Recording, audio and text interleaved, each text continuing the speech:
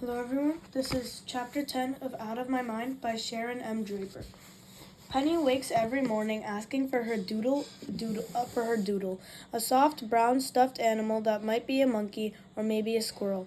It's so beat up, nobody knows for sure what it really is. She drags it everywhere. Doodle, she cries if it's been caught in her blankets. Doodle, she cries if it's right next to her. Of course, it sounds more like doo-doo when she says it. That makes Dad crack up. I smile when I hear footsteps outside my door, big ones and little tiny ones. My mom and Penny, and Doodle, of course. Sometimes my legs and arms are stiff from being in the same position all night, and sometimes my toes tingle. My bedroom door opens. Dad never gets around to fixing that squeak. Mom traces a finger along my cheek. Maybe she's checking to see if I'm still breathing. I am. I open my eyes. I wish I could say good morning, but I just grin instead. She pulls me up and hugs me, rarely stopping to sit in the rocking chair anymore, and rushes me to the bathroom because I usually have to go really bad. First thing in the morning, Penny trails behind us wearing a huge red and white hat, just like the one in The Cat in the Hat. The girl has a major hat obsession and always has her just like the one in The Cat in the Hat, and always with her doodle. Butterscotch is never far. And always with her doodle. Butterscotch is never far from her. She lets Penny put hats on and somehow endures Penny's hugs, which can sometimes feel more like chokeholds. I've gotten a few. She barks to alert Mom or Dad if Penny gets too close to an electric plug or the front door. Our bathroom is painted ocean blue and is large enough for Penny, Butterscotch, me, and Mom, and my chair, without feeling crowded. That's a good thing because we spend lots of time in there.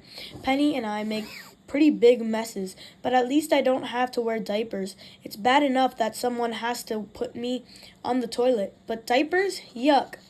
Even though the doctor said it would be impossible, by the time I was 3, Mom had potty trained me like any other kid my age. I hated sitting in dirty diapers, and she hated changing them, so I figured out a way to let her know I had to go, and she'd hustled me to the toilet.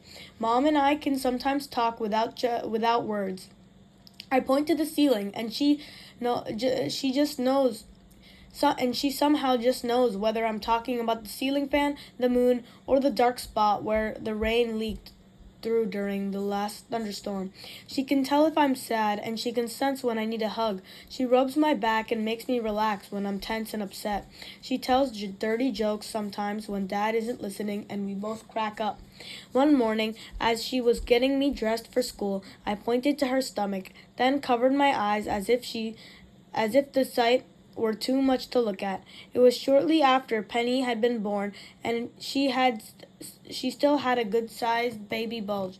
You calling me fat?" she asked, acting insulted. I laughed a little and said, which is the closest thing I've got to a yes. "Take it back," she says, tickling the bottom of my feet.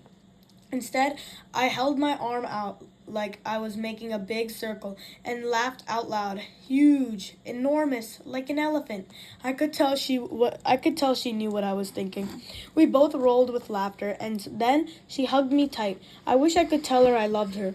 Mom knows when I'm hungry or thirsty and whether I need a glass of milk or just some water. She can tell if I'm really sick or simply faking it, because sometimes I do pretend I don't feel good just so I can stay home.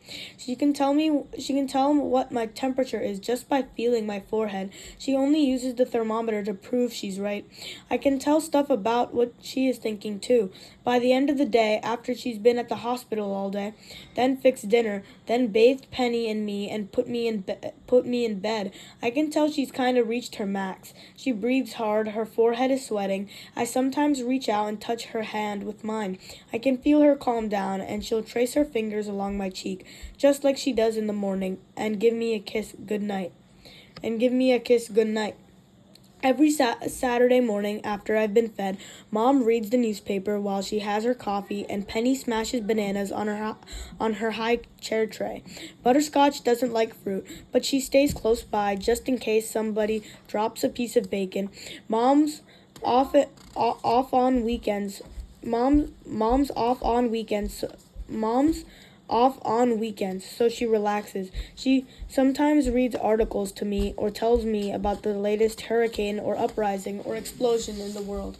More fighting in the Middle East, she says. I've seen it on TV. Bombs and tears and faces of fear.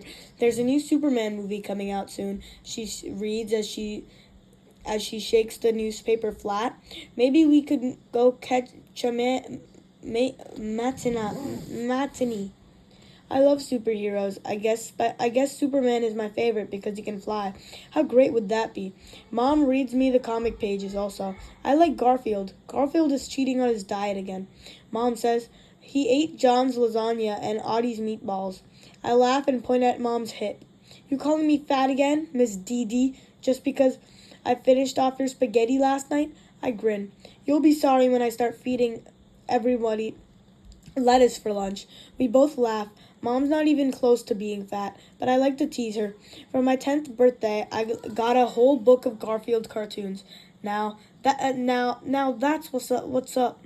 I made Dad read it to me over and over. Garfield is a cat who has a lot to say, but all his words are written in little circles above his head. He can't really talk, of course. He's a cat, but sometimes that's how I feel.